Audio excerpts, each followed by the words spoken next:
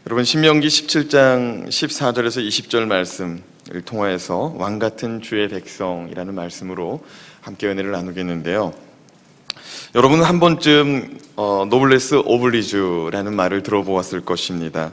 이는 프랑스어로 높은 신분의 사람은 도덕적인 의무가 있다라는 말입니다. 본래 노블레스라는 말은 닭의 벼슬을 뜻합니다. 그 닭의 그 빨간 벼슬 있잖아요. 그 벼슬을 뜻해요. 그리고 오블리주는 달걀의 노른자를 말합니다. 그러니까 다시 말해서 닭의 사명은 자신의 벼슬을 자랑하는 것에 있지 않고 알을 낳는 데 있다라는 것을 강조하기 위해서 노블레스 오블리주를 사용했습니다. 훗날 노블레스는 명예, 오블리주는 의무라는 뜻으로 사용하게 되었습니다. 노블레스 오블리주의 대표적인 사례가 있다면 14세기 프랑스와 영국의 100년 전쟁, 말 그대로 100년 동안 전쟁을 한 거예요. 이 100년 전쟁 당시 영국군에게 포위당한 프랑스의 칼레라는 해안 도시가 있었습니다. 영국군의 거센 공격을 1년 동안 시민 저항군이 막아내었지만 프랑스 정부의 지원군이 오지를 않아서 결국에 1347년 영국군에게 항복을 하고 맙니다. 칼레 시민들은 영국왕 에드워드 3세에게 자비를 구합니다. 항복할 테니까 우리들을 용서해주고 우리를 좀 살려달라고. 그랬더니 이 영국왕 에드워드 3세가 이렇게 말합니다. 당신들을 용서하고 당신들의 시민들의 생명을 보장해주겠다. 하지만 우리 영국군을 대항하여서 이렇게 격렬히 저항한 책임은 물어야겠다. 그래서 당신들의 이 시민 가운데 6명의 목숨을 내놓아라. 그 말을 듣고 시민들이 광장에 모여서 회의를 합니다. 우리의 생명을 보장하는 대신에 이 6명의 목숨을 달라고 하는데 누가 우리를 위해서 목숨을 희생할 것인가? 사람들이 웅성웅성거리기 시작합니다. 그때 칼레시에서 가장 부자인 유스타슈 생피에르라는 사람이 가장 부자인 이 사람이 내가 내 목숨을 희생하겠다라고 나옵니다. 그러자 칼레시의 시장이 또 따라 나옵니다. 그리고 칼레시의 가장 부유한 상인이 또 앞으로 나옵니다. 그 아버지의 모습을 보고 아들이 또 뒤를 따라요. 줄줄이로 6명이 다 채워집니다. 그러고 나서 다음날 6명은 교수대로 향합니다. 그리고 처형당하기만을 기다리고 있습니다. 그 소식을 접한 영국왕의 에드워드 3세의 임신한 왕비가 있었습니다. 이 임신한 왕비가 왕에게 찾아가서 이렇게 말합니다. 정말 내 뱃속에 있는 아이, 당신과 나의 아이를 봐서라도 이 6명의 사람들을 용서해 주었으면 좋겠다. 그러니까 왕이 자신의 아이를 봐서라도 용서해달라고 하니까 마음이 약해집니다. 그래서 왕은 결국에 이 6명의 시민들을 살려주기로 합니다. 이후에 이들의 희생 정신은 노블리스 오블리주의 상징이 되었습니다. 그로부터 550년이 지나서 조각가 로댕, 생각하는 사람 기억하시죠? 이 조각가 로댕이 이 이야기를 토대로 기념상을 완성하는데 그것이 바로 그 유명한 칼레의 시민들입니다. 이 이야기는 세상이 지금 교회를 걱정하고 있는 이 현실 속에, 그리고 하나님의 자녀로서 아버지께 달라고만 요구하고 하나님 자녀다운 삶을 살지 못하는 우리 그리스도인들에게 귀중한 교훈을 주는 메시지다, 이야기다라고 생각해 볼 수가 있겠습니다. 오늘 말씀은요, 이스라엘을 다스리고 통치하는 왕의 자격, 왕이라면 이 정도의 자격이 있어야 된다. 그리고 왕이라면 그 사명을 감당하기 위해서 이 말씀을 기억하라 라는 하나님의 이 메시지가 담긴 말씀입니다. 성경 베드로전서 2장 9절 말씀을 보면은요, 하나님의 자녀된 우리 그리스도인들을 말하기를 왕같은 제사장이다 라고 말합니다. 따라합시다. 우리는 왕같은 제사장입니다. 베드로전서 2장 9절 말씀, 그러나 너희는 택하진 족속이요 왕같은 제사장들이요 거룩한 나라요 그의 소유가 된 백성이다 라고 말합니다. 이 말씀이 무슨 말씀이냐? 믿는 우리 그리스도인들이 왕같은 제사장이라는 거예요. 왕같은 사람들이라는 거예요. 그리고 우리는 하나님께서 특별히 택한 사람들이랍니다. 그리고 우리는 하나님의 나라래요. 우리가 움직이는 하나님의 땅덩어리예요. 하나님의 말씀 우리가 순종하고 하나님의 뜻 가운데 우리가 행하면은 하나님의 나라가 확장되는 거예요. 사랑하는 여러분, 그렇다면 정말 우리는 왕 같은 하나님의 자녀로서 노블레스 오블리주의 삶을 살고 있는지 우리는 자문해 보아야 될 것입니다. 그 신분에 걸맞는 책임 있는 삶을 우리가 살고 있느냐. 우리 지구촌교회는 금년도부터 이동원 원로 목사님 그리고 진재욱 담임 목사님과 함께 부흥의 시대를 넘어서 성장과 성숙의 제2기 도약의 시대를 지금 열어가고 있습니다. 민족을 치유하고 세상을 변화시키라는 사명을 구체적으로 실현하기 위해서 이제 지구촌교회는 3N3G의 이 비전을 선포하고 나아가고 있습니다. 3N3G, 그 가운데 가들리 리더스, 세상을 변화시키기 위한 하나님의 경건한 리더를 여러분은 기억하실 것입니다. 오늘 이 시간은 왕같은 주의 백성, 가들리 리더가 지키고 잊지 말아야 될 신앙의 덕목이 무엇이냐? 하나님의 경건한 사람들이 지키고 잊지 말아야 될 것은 무엇인가? 함께 살펴보고자 합니다. 첫 번째로 따라합시다. 존재의 인식이 필요합니다. 네, 존재의 인식이 필요해요. 존재의 인식. 나는 누구인가? 여러분은 이러한 물음에 무엇이라고 답하시겠습니까?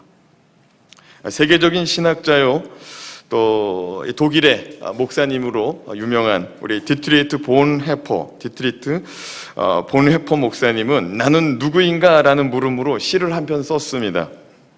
본헤퍼 목사님은 세계 제2차 대전 때 독일의 목사로서 전쟁을 일으키고 유대인을 600만 명이나 학살한 히틀러, 그를 반대하고 그에게 저항하였습니다.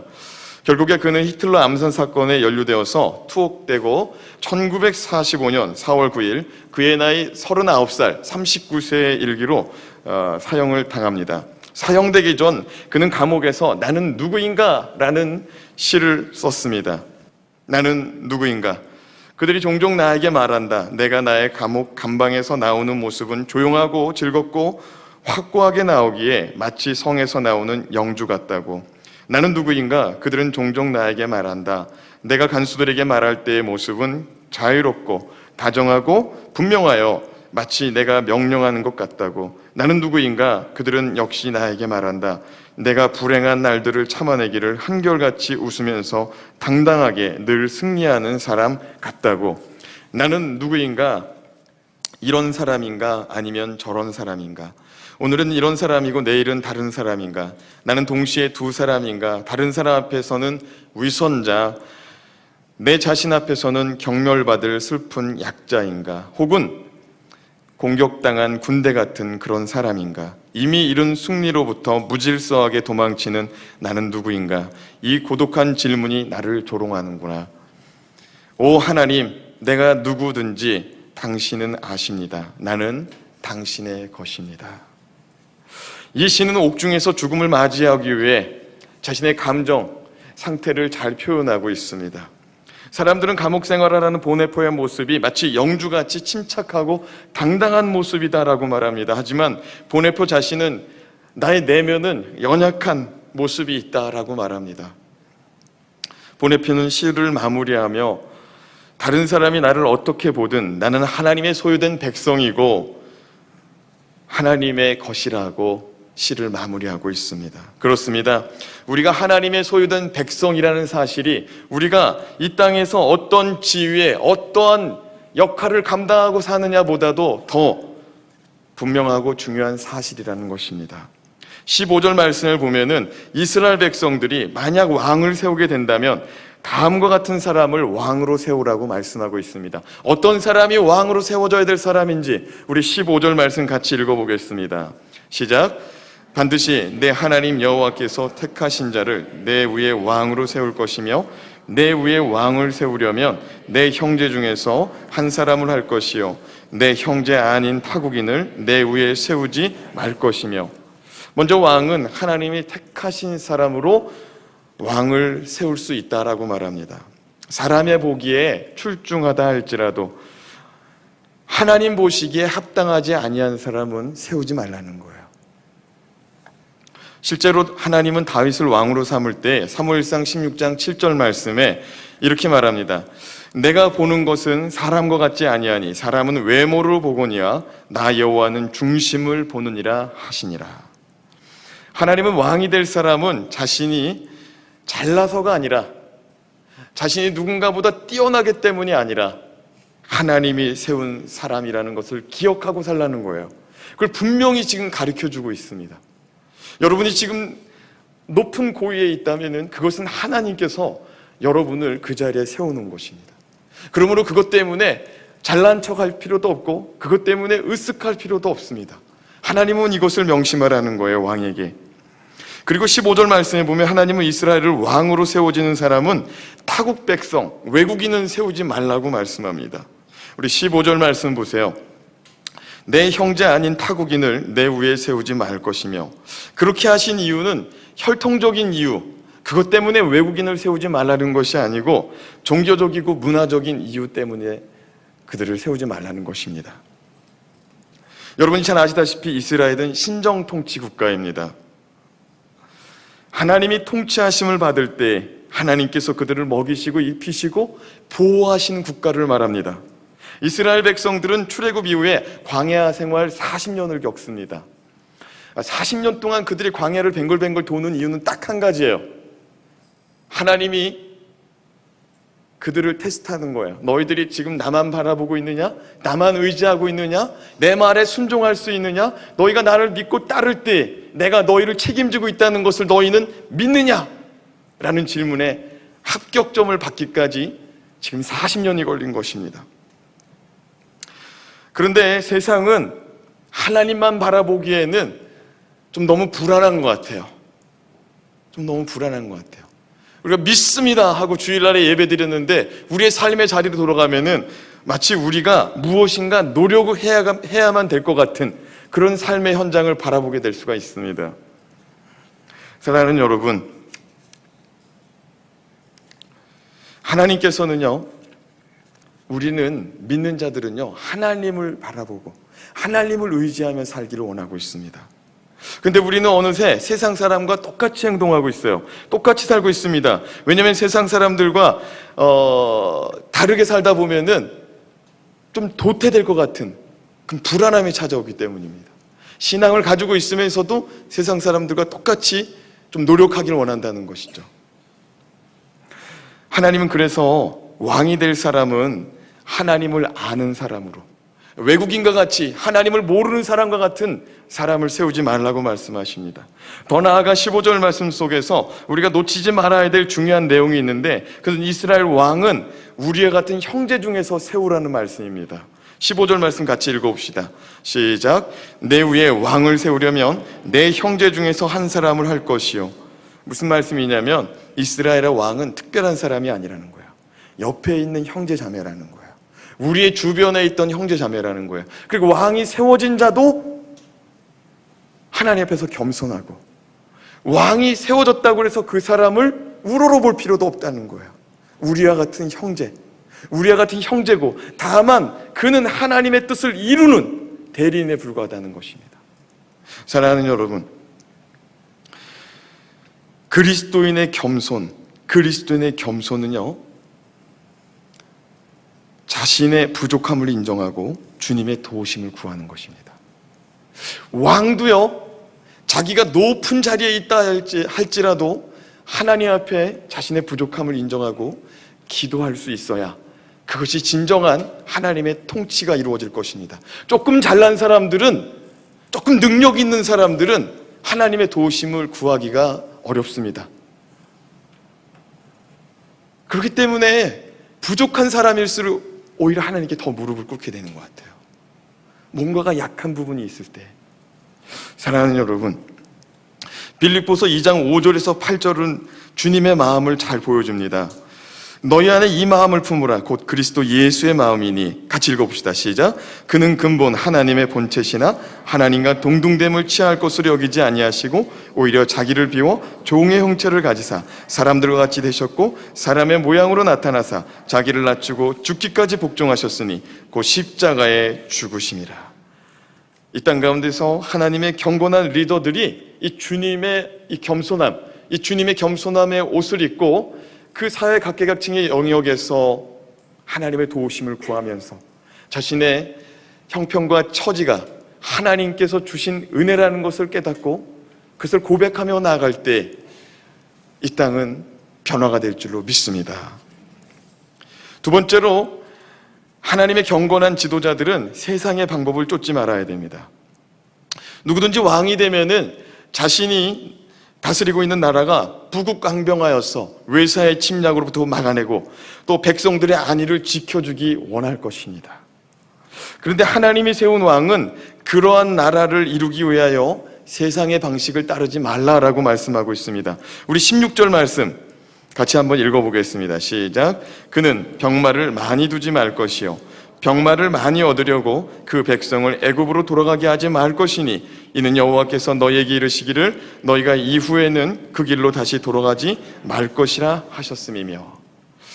여러분, 말씀해 보면 병마를 많이 두지 말라고 말씀하십니다. 병마라는 것은 오늘날로 말하면 탱크를 말하겠죠. 근데 여러분, 이 병마를 많이 두지 말라고 하셨는데, 병마는 이 군사력을 말하는 거예요. 다시 말해서 하나님은 군사력을 키우지 말래요. 네가 왕이 될 때 군사력을 키우지 말래요. 여러분 생각해 보세요. 여러분이 왕이에요. 여러분의 나라는 사방으로 둘러싸여 있습니다. 이스라엘이 실제로 사방으로 적들에게 둘러싸여 있지 않습니까? 그런데 하나님은 국방부 예산을, 이 국방 예산을 늘리지 말라고 합니다. 무기를 사지 말라고 합니다. 하나님께서 왜 이렇게 하십니까? 이스라엘의 왕은 무기를 사지 말고, 무기를 믿지 말고 나 여호와를 믿으라는 거예요. 나 여호와를 믿으라고. 여러분, 이것이 믿음인 줄로 믿습니다. 여러분, 1967년 6월 5일 이스라엘과 아랍 사이에 전쟁이 벌어졌습니다. 지금도 이스라엘과 팔레스타인이 지금 전쟁을 지금 벌이고 있는데, 1965년의 전쟁은 엄청난 전쟁입니다. 이스라엘의 인구는 267만 명이었다고 합니다. 그때 당시에. 그리고 아랍의 인구는 1억 6천만이 넘었다고 합니다. 지형적으로는 이라크, 시리아, 요르단, 이집트에게 둘러싸여 있는 완전히 적국들에게 포위당한 상태의 상황이었습니다. 누가 봐도 전쟁을 벌이게 되면 무모한 싸움이다라는 것을 알 수가 있었습니다. 전쟁이 시작되기 전에 이스라엘의 국방부 장관이었던 모세 다얀 장군이 방송을 합니다. 방송을 통해서 짧은 성명서를 발표했습니다. 잘 들어보시기 바랍니다. 다얀 장군의 성명서입니다. 우리는 2534년 만에 되찾은 조국 이스라엘을 지키기 위해 부득이 이 전쟁에 참여할 수밖에 없습니다. 그러나 전쟁이 일어난다면 우리는 최단기간 내에 반드시 승리할 것입니다. 그 이유는 우리 이스라엘 전 장병이 지금 최신식 무기로 무장하고 있기 때문입니다. 이 방송으로 이 성명서가 발표되고 나서 서방의 첩보원들이 난리가 났습니다. 도대체 저 이스라엘이 지금 갖고 있는 최신식 무기라는 게 뭐냐. 근데 전쟁이 맞춰질 때까지 그 무기를 찾아내지를 못합니다. 성명서가 발표되고 국방장관은 곧이어 전쟁이 시작되었음을 선포하고 그 자리에서 아주 천천히 또박또박 시편 3편의 말씀을 읽고 기도하기 시작합니다. 시편 3편의 내용은 이렇습니다. 여호와여, 나의 대적이 어찌 그리 많은지요. 일어나 나를 치는 자가 많으니이다. 많은 사람이 나를 대적하여 말하기를 그는 하나님께 구원을 받지 못한다 하나이다. 여호와의 주는 나의 방패시요 나의 영광이시요 나의 머리를 드시는 자신이이다. 내가 나의 목소리로 여호와께 부르짖으니 그의 성산에서 응답하시는도다. 내가 누워 자고 깨었으니 여호와께서 나를 붙드심이로다. 천만인이 나를 에워싸 진친다 하여도 나는 두려워하지 아니하리로다. 여호와여, 일어나소서. 나의 하나님이여, 나를 구원하소서. 주께서 나의 모든 원수의 뺨을 치시며 악인의 이를 꺾으셨나이다. 함께 읽습니다. 구원은 여호와께 있사오니 주의 복을 주의 백성에게 내리소서. 이 말씀을 읽고 그 자리에서 기도하기 시작합니다. 이 전쟁은 불과 6일 만에, 도저히 이길 수 없는 상황이었지만 이스라엘이 6일 만에 전쟁에서 승리하고 하나님께 영광을 돌리게 됩니다. 이스라엘은 전쟁에서 승리를 거둘 때 당시의 영토보다 4배나 넓은 땅을 확보하게 됩니다. 전쟁이 끝나고 사람들은 알게 되었습니다. 이스라엘의 최신식 무기는 바로 여호와를 의지하는 신앙이었다는 것을. 16절 말씀에 보면 하나님은 병마를 얻기 위해서 애굽으로 돌아가지 말라라고 말씀합니다. 무기를 얻기 위해서 애굽으로 돌아가지 말라라고 말합니다. 사랑하는 여러분, 애굽은 영적으로 세상을 말합니다. 세상을 말해요. 애굽은 세상을 상징해요. 그러니까 구원받은 그리스도인들이, 하나님의 은혜로 출애굽한 그리스도인들이, 거듭난 그리스도인들이 세상으로 다시 돌아가지 말라는 거예요. 여러분, 병마를 얻기 위해서, 가장 좋은 말을 얻기 위해서는 당시에 애굽으로 돌아갔어야 돼요. 애굽으로 돌아가서 가장 좋은 말을 그곳에 가서 사야 돼요. 근데 그 말을 사기 위해서 그곳을 가지 말합니다. 그리고 그 말을 사기 위해서 사람도 보내지 말래요. 사람을 보냈다가 그들이 미혹될까 봐 하나님이 말씀하십니다. 여러분, 강력한 군주라면, 강력한 군주를 꿈꾼다면 애굽을 가야 돼요. 근데 애굽을 가지 말라는 거예요. 세상에 들어가지 말라는 거예요. 다시금 그곳으로 가지 말라는 거예요. 사랑하는 여러분, 우리가 이 땅 가운데서 성공하려고, 이 땅 가운데 살아갈 때 정말 뭔가를 이루려고 하기보다 하나님의 뜻을 구하고 하나님의 말씀에 순종하는, 정말 뜻이 하늘에서 이루어진 것 같이 땅에서도 이루어지기를 원하나이다. 내 뜻대로 마옵시고 아버지의 뜻대로 되길 원하나이다. 그렇게 고백할 수 있는 믿음의 경건한 지도자들 되시길 주님의 이름으로 축복합니다. 17절 말씀을 통해서 하나님은 왕이 범하기 쉬운 세상 방법을 금하라고 말합니다. 성공하기 위해서 왕들이 쓰기 쉬운 방법, 그게 뭔지 지금 말하고 있습니다. 17절 읽어보겠습니다. 시작. 그에게 아내를 많이 두어 그의 마음이 미혹되지 말 것이며 자기를 위하여 은금을 많이 쌓지 말 것이니라. 이 말씀에 보니까 왕은 아내를 많이 두지 말랍니다. 이것은 명령입니다. 옛날에는 왕이 결혼할 때 사랑하는 사람과도 결혼을 하지만 정말 각국의 정치적인, 경제적인, 외교적인 이익 때문에 이렇게 정략 결혼을 하였습니다. 왕에게 부인이 많다는 것은 그만큼 동맹국이 많다는 거예요. 여러분, 다른 나라의 공주가 이스라엘의 왕의 왕비로 있는 한은 그 나라와 정쟁을 안 합니다. 그러니까 이 왕비가 많이 있을수록 전쟁이 없는 거예요.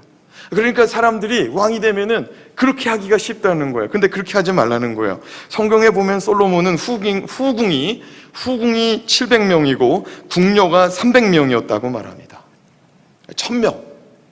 1000명을 데리고 살았어요. 저는 5년 전에 말레이시아 선교를 갔었습니다. 여러분 아시다시피 말레이시아는 무슬림 국가입니다. 무슬림 국가는 일부 다처제를 인정합니다.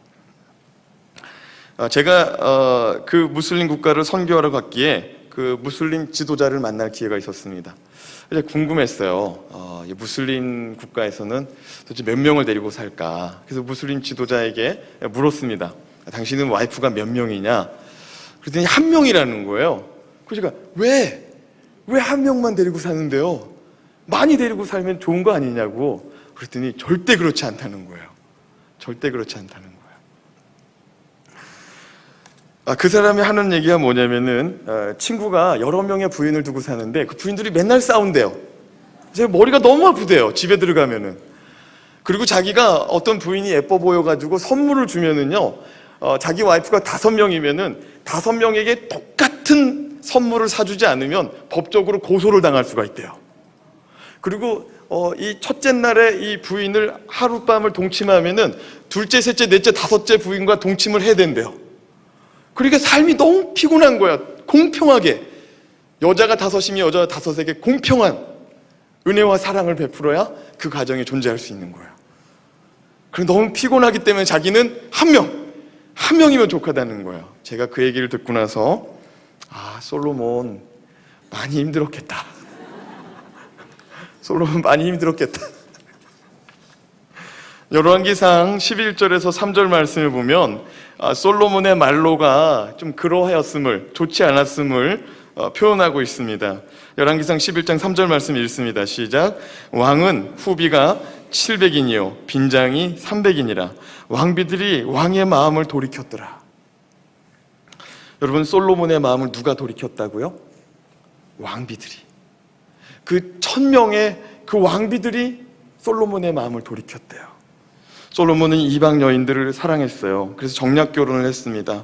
결국 솔로몬으로 말미암아서 이스라엘은 제약된 우상 숭배가 들어오게 되었습니다. 그것으로 말미암아서 하나님의 심판을 받고 이스라엘은 남과 북으로 갈려집니다. 그리고 이스라엘은 서서히 멸망의 길로 접어들게 됩니다.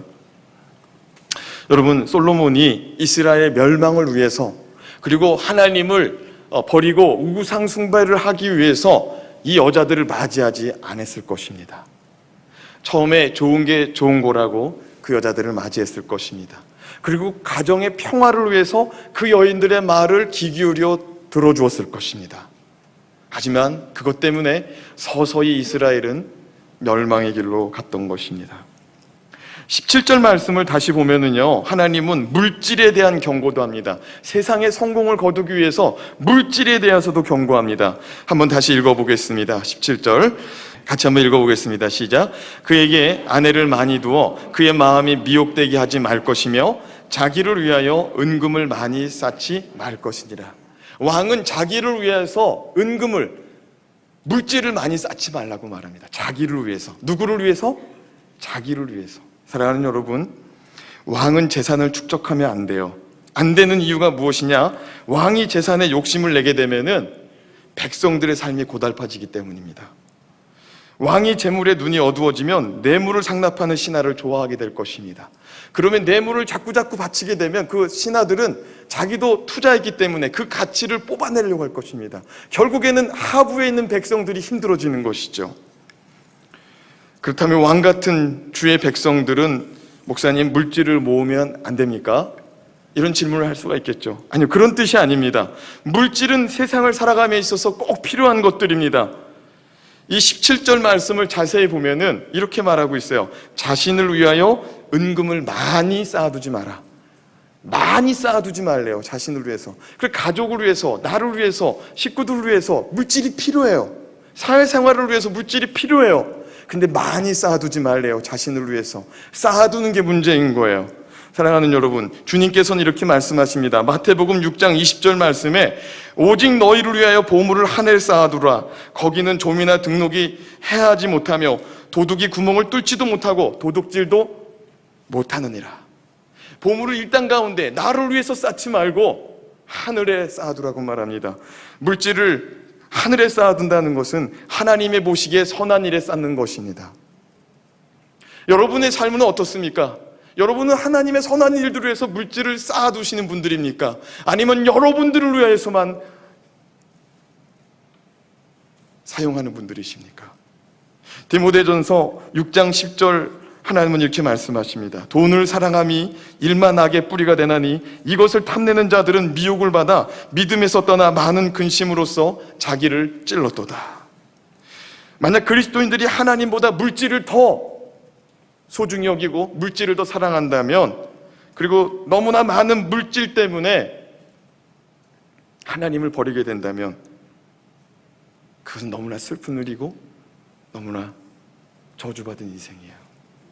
물질을 하나님께서 주실 때 그 물질을 하늘에 쌓아둘 수 있는 저와 여러분 되시길 주님의 이름으로 축복합니다. 우리는 세상 사람이 아닙니다. 택하신 족속이요 왕같은 제사장입니다. 거룩한 나라요 하나님의 경건한 지도자들입니다. 하나님 앞에서 하나님이 원하시는 삶으로 살아가야 될 것입니다. 누가복음 9장 23절에 보면은 주님이 이렇게 말씀하십니다. 또 무리에게 이르시되 아무든지 나를 따라오려거든 자기를 부인하고 날마다 제 십자가를 지고 나를 따를 것이니라. 매일매일 세상적으로 살고 싶은 마음이 우리 안에 불쑥불쑥 일어납니다. 의지적으로 주님만을 섬기겠습니다. 그걸 꺾을 수가 있어야 돼요. 그걸 꺾을 수가 있어야 돼요. 그리고 하루하루 승리하시고 주님 앞에 주님 뜻을 이루어드리는 삶을 사시기 바랍니다. 마지막으로요, 왕같은 제사장, 이 세상에 하나님의 경건한 지도자들은 말씀의 이끌림을 받아야 됩니다. 말씀의 이끌림을 받아야 돼요. 하나님께서는 왕 위에 오르거든 왕은 제일 먼저 행해야 될 것이 대관식도 아니고 하나님 앞에서 하나님의 말씀을 가까이 하라고 말합니다. 18절 말씀 읽겠습니다. 시작. 그가 왕 위에 오르거든 이 율법서의 등사본을 레위 사람 제사장 앞에서 책에 기록하여. 필사를 하라는 거예요. 하나님의 말씀을 왕이 되거든 기록하라는 거예요. 하나님의 말씀을 기록하래요. 왕이 되자마자. 그것이 왕의 직무라는 거예요. 그러니까 세상 가운데 우리가 살아갈 때 왕으로서 피로연을 여는 것도 중요한 게 아니고, 왕으로서 직무를 먼저 하는 것이 중요한 것이 아니고, 하나님 앞에서 그 말씀을 가까이 하는 것이 중요하다고 말합니다. 19절 말씀입니다. 평생에 자기 옆에 두고 읽어 그의 하나님 여호와의 경외하기를 배우며 이 율법의 모든 말과 이 규례를 지켜 행할 것이라. 왕은 평생토록 하나님의 말씀을 끼고 살라고 말합니다.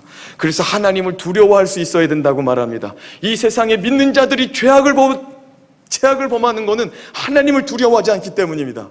하나님을 두려워하지 않기 때문에 그래요. 하나님 무서운 줄 모르고 살기 때문입니다. 그 말씀을 통해서 하나님을 두려워하고 하나님의 말씀을 지켜 행하라고 말씀하십니다. 여러분, 우리가 그렇게 하나님을 두려워하고 하나님의 말씀을 지켜 순종하고 살 때 하나님이 약속의 말씀이 있습니다. 여호수아서 1장 8절 같이 한번 읽어보겠습니다. 시작. 이 율법책을 내 입에서 떠나지 말게 하며 주야로 그것을 묵상하여 그 안에 기록된 대로 다 지켜 행하라. 그리하면 내 길이 평탄하게 될 것이며 내가 형통하리라. 여러분, 하나님은 왕에게 분명히 말합니다. 네가 노력하지 말고 나의 말에 귀 기울이고 내 말에 너희가 순종하면 내가 너희를 책임지겠다라고 말합니다. 여러분, 이 말씀을 믿으십니까? 정말로 이 말씀을 믿으십니까? 하나님을 의지하고 하나님을 바라볼 때 하나님이 나를 책임져 주신다는 그 말씀을 신뢰할 수 있냐는 거예요. 목자는요, 양들을 인도하는 사람입니다. 목자가 할 일은 좋은 풀과 맑은 시냇물이 있는 곳으로 양들을 안내하고 인도하는 사람입니다. 근데 목자가 할 일이 중요한 것은 뭐냐면은 양들보다 그 시냇물, 그 푸른 풀밭에 먼저 가봐야 된다는 거예요. 먼저 알고, 먼저 경험하고 그 길을 안내할 수 있어야 된다는 거예요. 하나님의 경건한 지도자들은, 믿음 있는 사람들은 먼저 하나님을 그가 경험해야 된다는 거예요. 그렇지 않고서는 믿음의 백성들을, 그리고 믿지 않는 백성들을 주의 길로 인도할 수 없다는 거예요. 여러분은 정말 하나님을 경험하는 사람들이십니까? 여러분은 정말 하나님 말씀에 귀 기울이고 있는 사람들이십니까? 여러분은 정말 하나님을 경험하여서 세상 가운데서 이 믿는 자들과 믿지 않는 자들을 이끌고 나아가는 하나님의 사람의 삶을 살고 있냐는 것입니다.